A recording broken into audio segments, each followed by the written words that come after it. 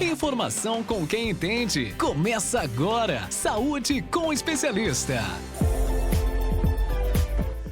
14 horas e 27 minutos, o Doutor Me Consulta está de volta. Antes de eu apresentar aqui a entrevista com a doutora Denise, eu quero mandar um abraço especial lá para Rosânia, do 31 de março, ela que está na escuta aqui do programa. Ela mandou assim: boa tarde, me chamo Rosânia, estou ouvindo o programa, estou adorando as músicas, mando um alô e ofereço todas as músicas para os meus padrinhos, Márcia e Gilberto, e para todos da minha comunidade São Francisco. Boa tarde para você e para todos. Obrigado, Rosânia, lá do 31 de março, pela sintonia aqui no Doutor Me Consulta. Que bom que você está gostando das músicas, né?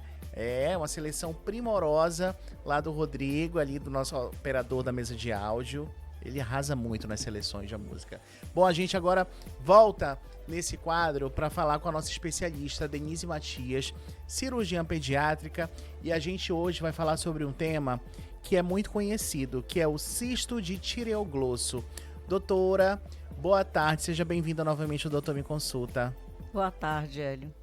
Bom, a gente já começa perguntando exatamente o que é o cisto tireoglosso e por que ele se forma. Bem, boa tarde a todos os ouvintes também, né? O cisto de tireoglosso, ele é um nódulo, um carocinho que aparece na região mediana do pescoço, na parte anterior. Ele é formado durante o processo de desenvolvimento da tireoide. A tireoide, ela se forma mais ou menos na altura da base da língua e ela vai descendo até essa região mais inferior do pescoço. E nesse trajeto pode acontecer de ficar uma parte aberta, né, com as células ali, e vai formar esse cisto, porque as células elas vão produzindo uma secreção.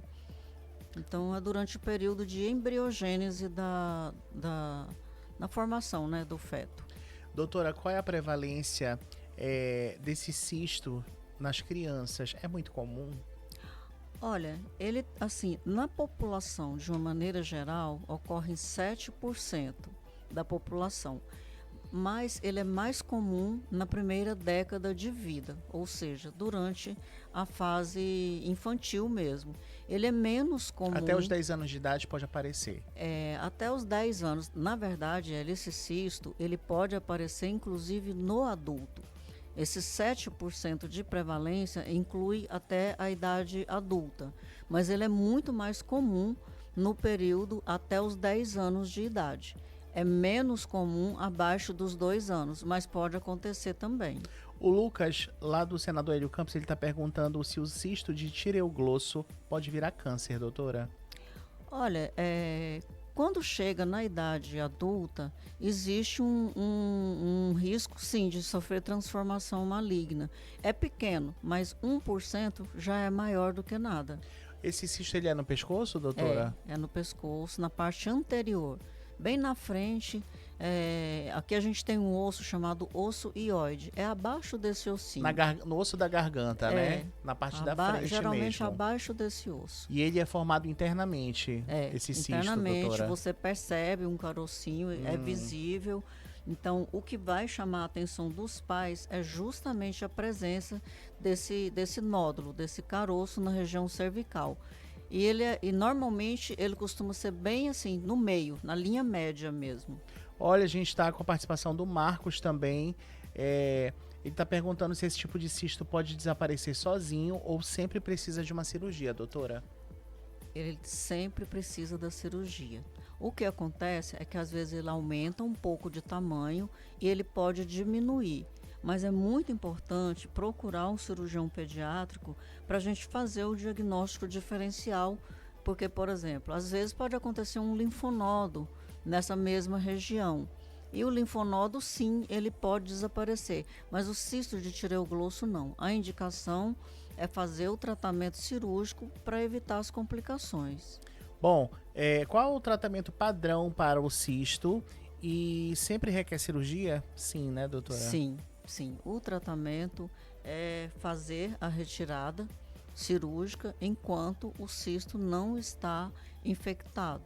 Aproveitando essa pergunta sobre o tratamento, a Carla, lá do Asa Branca pergunta se a cirurgia pode remover o cisto, se a cirurgia para remover o cisto do tireoglosso, ela é perigosa.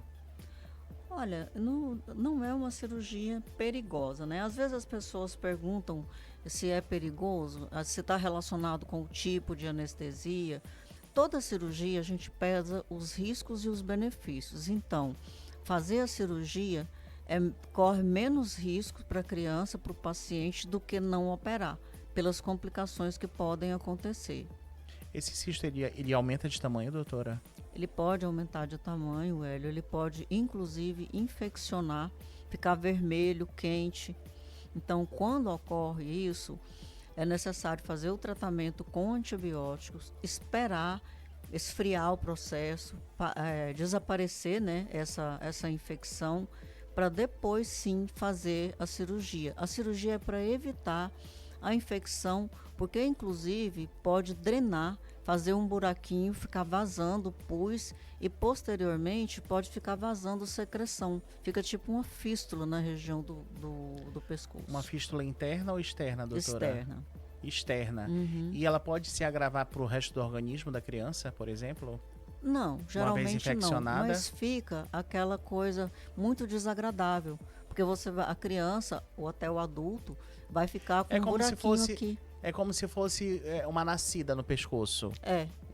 Que fica... Só que aí depois, a nascida geralmente é quando está infeccionado vermelho. Uhum. Aí quando ele drena, quando sai pus, cicatriza e fica um buraquinho, aí esse buraquinho pode ficar vazando secreção, que é a fístula de tireoglosso. É o que a gente quer evitar.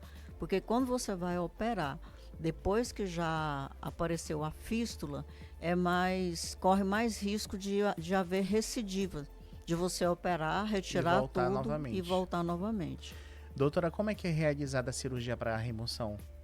Olha, Hélio, a cirurgia, ela é sob anestesia geral. A gente faz uma incisão que não é muito grande nessa região do cisto.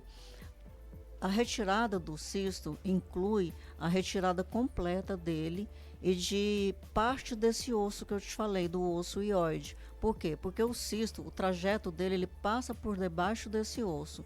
Se a gente não resseca parte do corpo do osso, você não consegue retirar o cisto completamente. Uhum. Então, ele acaba voltando. E mesmo a gente fazendo assim, retirando tudo, parte do osso, o índice é capaz de voltar.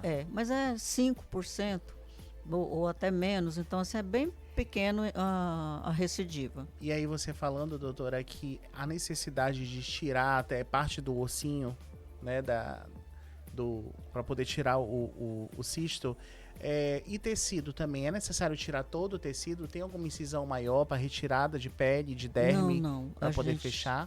Não é necessário retirar a pele, né? Uhum. Isso assim, se tiver a fístula, você tem que tirar aquela pele que está cicatrizada ali em volta. Certo. Mas normalmente não precisa retirar a pele, e a retirada desse corpo do osso hioide não vai fazer falta depois para a criança, tá? Inclusive, a recuperação é bastante tranquila. Normalmente a criança recebe alta no mesmo dia, a gente opera de manhã e à tarde a criança vai para casa. Por quê? O cisto, ele não está relacionado com a parte do esôfago da criança. Então a criança pode se alimentar no mesmo dia, tão logo ela esteja bem acordada da anestesia, ela já pode se alimentar. O que, por exemplo, infecciona um cisto de tireoglosso, doutora? Olha, algum tipo de alimento? Não, é porque ele tem uma contiguidade ali com a base da língua.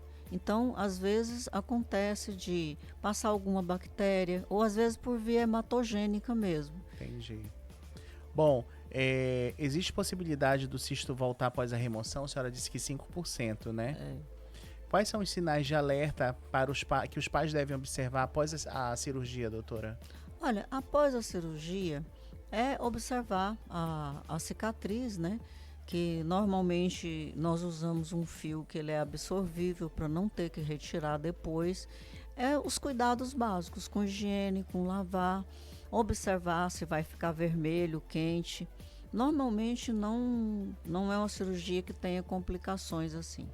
A Juliana do Centro, ela pergunta, existe alguma forma de prevenir o aparecimento desse cisto, doutora? Olha, a prevenção, não, porque, como eu disse, ele é de origem embrionária, é durante a formação da criança. Então, não teria como fazer uma prevenção. Agora, a gente pode prevenir as complicações, como? Eu identifiquei esse carocinho na região cervical, no pescoço da criança, procura logo o cirurgião pediátrico, a gente vai avaliar. Se for o cisto, a indicação é operar para evitar justamente essa complicação que é a infecção e a formação do abscesso e da fístula.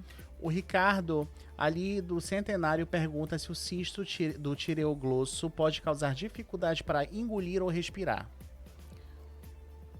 Normalmente não causa. Ele pode, assim, se fizer um abscesso muito grande, uma infecção grande na região cervical, aí sim pode causar dor e desconforto. E ele é um cisto que ele se movimenta um pouco de acordo com a movimentação da língua. Então, é fácil até assim a gente diferenciar, porque ele está ligado à base da língua. Então, quando você põe a língua para fora e põe para dentro, você pode perceber uma certa movimentação nesse cisto. Entendi. A Tatiane pergunta, depois da cirurgia o cisto pode voltar? A gente já falou que pode. Tatiane, o Eduardo, esse cisto pode causar dor ou inflamação, doutora? Como eu falei, ele pode trazer dor e se ele estiver inflamado, infeccionado. E outra coisa, gente, a recidiva pós-cirúrgica, o índice é bem baixo. Porque às vezes a pessoa pensa, eu vou operar, depois vai voltar, então não vou operar. Não, não é assim. A cirurgia ela está indicada para a gente retirar essas células e aquele risco, mesmo que seja baixo, de na idade adulta desenvolver um câncer ou fazer a fístula e ficar aquela coisa desagradável, vazando secreção tipo saliva pela região cervical. Então, feio, isso né, tem doutora? que ser evitado. Existem alternativas ao tratamento cirúrgico? Não, porque é preciso fazer a remoção cirúrgica mesmo do cisto. Quais os principais avanços no tratamento dessa condição nos últimos anos, doutora? Olha, tecnicamente, quando você tem uma cirurgia, quando você tem uma técnica cirúrgica que funciona, então ela já é usada há muitos anos. É a melhor técnica, que é essa de você retirar o cisto por completo, retirando inclusive o corpo do osso ióide. Então, tecnicamente, a cirurgia é a mesma, né? Não tem assim uma mudança. Uma mudança seria se houvesse um medicamento que você fizesse uma injeção ali e desaparecesse o cisto. Nesse caso, não é possível. Não é possível só com cirurgia, até porque tem que raspar direto do osso, né, doutora? Sim. Para evitar que ele ressurja novamente, né? Olha, eu conversei aqui com a doutora Denise Matias, são 14 horas e 40 minutos, a gente falou sobre cisto tireoglosso. Você, mãezinha, paizinho, tem que ficar atento que ele pode aparecer na sua criança mais ou menos ali até os 10 anos de idade, né? Isso. E a doutora já falou a característica, que é na parte da frente da garganta, no pescoço, aparece um nódulozinho, esse nódulo pode ocorrer secreção e ele só é tratado cirurgicamente, né, doutora? Isso mesmo. Doutora, aonde os nossos ouvintes podem lhe procurar para fazer consultas também? A gente sabe, gente, isso é muito importante, você que está ouvindo a gente agora, que geralmente os pais e as mães deixam para procurar o profissional só quando precisa, né, doutora? Não tem aquela prevenção toda. E aí eu quero que a senhora fale um pouco dessa precisão, né, de ir mesmo sem prescrição médica, doutora. Assim, em relação à cirurgia pediátrica, às vezes os pais acham que precisa de um encaminhamento. No serviço público, realmente precisa. Mas no consultório, se você percebe que o seu filho tem alguma alteração, hoje nós estamos falando do cisto de tireoglosso. Então, se você vê que tem um aumento nessa linha anterior do pescoço, pode agendar diretamente a consulta, porque é muito importante a gente fazer essa avaliação. Bom, a doutora está atendendo agora atualmente, doutora. Deixa para os nossos ouvintes o local de atendimento da senhora.